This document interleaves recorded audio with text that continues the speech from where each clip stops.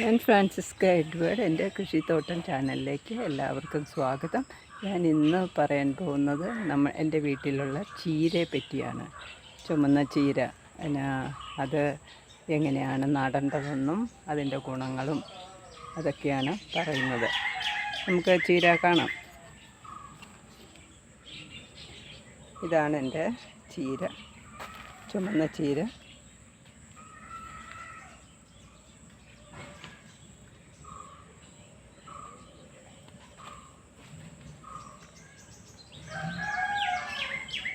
ഇത് എങ്ങനെയാണ് നടേണ്ടതെന്ന് വെച്ച് കഴിഞ്ഞാൽ, ചീര എടുത്തിട്ട് അതിൽ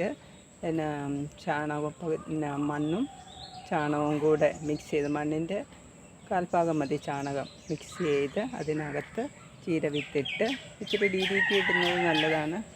അല്ലെങ്കിൽ അതിൻ്റെ വിത്തിനകത്തല്ല, വിത്തിട്ട് കഴിഞ്ഞിട്ട് അതിൻ്റെ സൈഡിലെല്ലാം എന്നിട്ട് അതിനെ നല്ല ഇളക്കിയ മണ്ണിൽ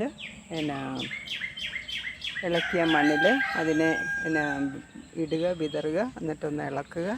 അതിനൊരു 3-4 ദിവസം കഴിയുമ്പോൾ മുള വരും. മുള വന്നു കഴിഞ്ഞ് 7ൻ്റെ അന്ന് അത് 3-4 ഇല പരുവാകും. പിന്നെ അതിന് വളം അടുപ്പിച്ച് കൊടുക്കുക, ഇടയ്ക്കിടയ്ക്ക് വളമിടുക, നല്ലപോലെ നനയ്ക്കുക.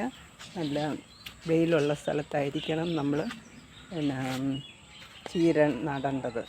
എന്നാലേ അതിന് സൂര്യപ്രകാശവും കിട്ടി. പിന്നെ കഴിയുന്നതും കളകൾ ഇല്ലാതെ അതിൻ്റെ ഇടയിലുള്ള കളകളെല്ലാം പറിക്കണം. കാരണം അല്ലെങ്കിൽ കളകൾ വളമെല്ലാം കൊണ്ടുപോകും. പിന്നെ എനിക്ക് അതുപോലെ വേറെ എനിക്ക് ചീരയുണ്ട്. ഇതിനെ സുന്ദരി ചീര എന്ന് പറയും. അതും ഞാൻ തെങ്ങിൻ്റെ ചുവടിലാണ് ഞാൻ വെച്ചിരിക്കുന്നത്. അത് നമുക്ക് എല്ലാ ദൈനംദിന ജീവിതത്തിൽ എത്ര അത്യാവശ്യമായ ഒരു ചീരയാണിത്. എനിക്ക് പലതരത്തിലെ ചീരകൾ 5-6 തരത്തിൽ 5-6 സ്ഥലത്താണ്. അപ്പോൾ അങ്ങ് വരെ പോകാൻ പറ്റത്തില്ല. ഇതാണ് തെങ്ങിൻ്റെ ചുവട്ടിലാണ് ഞാൻ ഇത് വെച്ചിരിക്കുന്നത്. നല്ല ഭംഗിയായിട്ട് അറേഞ്ച് ചെയ്ത്, ഇടയ്ക്ക് ഇത്തിരി കളയൊക്കെ ഉണ്ട്, എന്നാലും അതൊക്കെ പറിച്ച് വെള്ളം ഒഴിച്ച് ചാണകവും ഇട്ട് വളർത്തുകയാണെങ്കിൽ തീർച്ചയായിട്ടും നമുക്ക് ഒരു 30 ദിവസം കൊണ്ട് ചീര വിളവെടുക്കാൻ പറ്റും.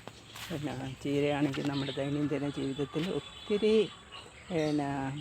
പ്രത്യേകതകളുണ്ട്, ഒത്തിരി ഗുണങ്ങളുള്ളതാണ്. വൈറ്റമിൻ A, B, C, പിന്നെ അതിൽ പൊട്ടാസ്യം കൂടുതലുണ്ട്, വൈറ്റമിൻ K കൂടുതലുണ്ട്. അങ്ങനെ ഒത്തിരി കുഞ്ഞുങ്ങൾക്കെല്ലാം നമ്മളിതിൽ ഇത് ചീര തോരനൊക്കെ കൊടുത്ത് പഠിപ്പിക്കുന്ന ഒത്തിരി നല്ലതാണ്. നമ്മുടെ വീട്ടിൽ ചീര ഉണ്ടെങ്കിൽ പുറത്തുനിന്ന് വരുന്ന നമ്മുടെ വിഷം അടിച്ചു വരുന്ന ചീരകൾ തിന്നാതെ നമ്മുടെ വീട്ടിൽ അല്പം ചീരകൾ നട്ടുപിടിപ്പിക്കുകയാണെങ്കിൽ ഒത്തിരി നല്ലതാണ്. പിന്നെ അതുമാത്രമല്ല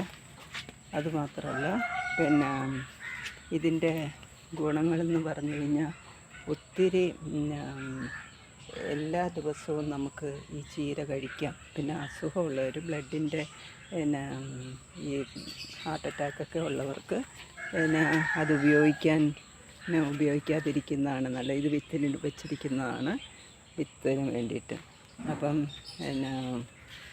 ഹാർട്ട് അറ്റാക്കും ബ്ലഡ് ക്ലോട്ടിങ്ങിനുള്ള മരുന്ന് കഴിക്കുന്നവർക്കും അത് ആഴ്ചയിലൊരു 3 പ്രാവശ്യം കഴിച്ചാൽ മതി. കുറച്ച് കാര്യം അതിൽ വൈറ്റമിൻ K ഉള്ളതുകൊണ്ട്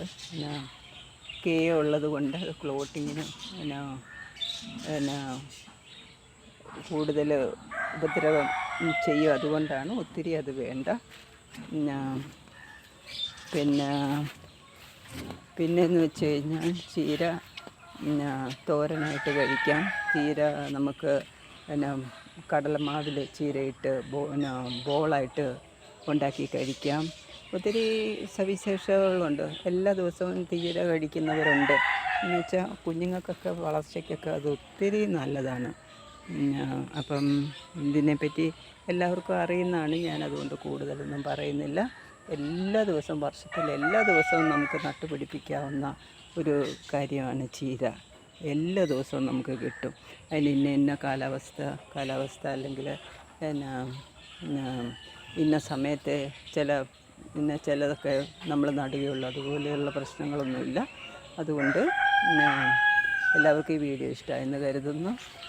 വീണ്ടും ഒരു വീഡിയോയുമായി വരുന്നവരെ എല്ലാവർക്കും നന്ദി, നമസ്കാരം. എല്ലാവർക്കും നല്ലൊരു ദിവസം ആശംസിക്കുന്നു.